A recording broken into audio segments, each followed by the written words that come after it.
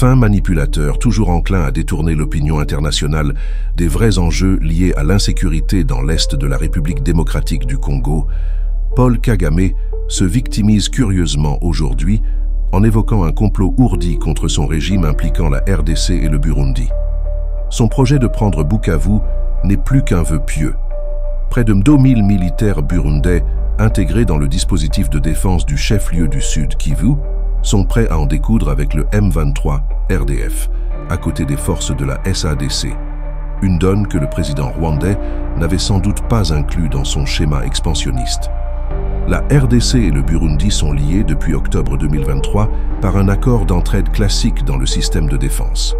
Évariste Ndayishimiye craint, à juste titre, que le Rwanda, dans ses visées hégémoniques, atteigne son pays et embrase toute la région. Si le Rwanda continue à faire des conquêtes dans le territoire et dans notre pays, je sais qu'il va arriver même au Burundi, parce qu'il est en train d'entretenir des jeunes réfugiés. Il les arme. Maintenant, il est en train de les aguerrir dans la guerre du Congo.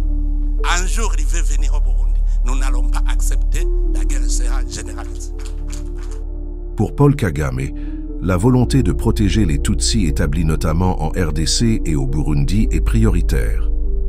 En surfant sur une prétendue chasse aux Nilotiques à laquelle se livreraient les Bantous dans les Grands Lacs, Paul Kagame veut en réalité occulter l'enjeu économique qui sous-tend les incursions récurrentes de son armée en RDC.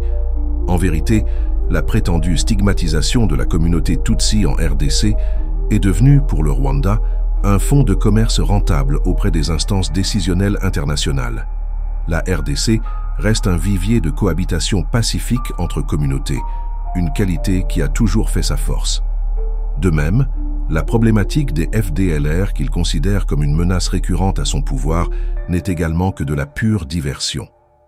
Plus de 30 ans après le génocide de 1994, les FDLR ne constituent plus qu'un groupe résiduel, sans réelle capacité de nuisance, et ce à la suite du rapatriement des centaines de leurs combattants. La République démocratique du Congo a en outre rapatrié plusieurs éléments des FDLR et leurs familles. Dès lors, les Congolais se demandent de quel FDLR parle-t-on? Quel est le mètre carré du territoire rwandais occupé par ces fantomatiques FDLR? À quel lieu précis du sol rwandais a-t-on jamais vu un jour un soldat congolais? Quoi qu'il en soit, la République démocratique du Congo reste disponible pour toute action répressive contre tout groupe armé qui tenterait de troubler la paix et la sécurité dans un pays voisin et dans la région des Grands Lacs.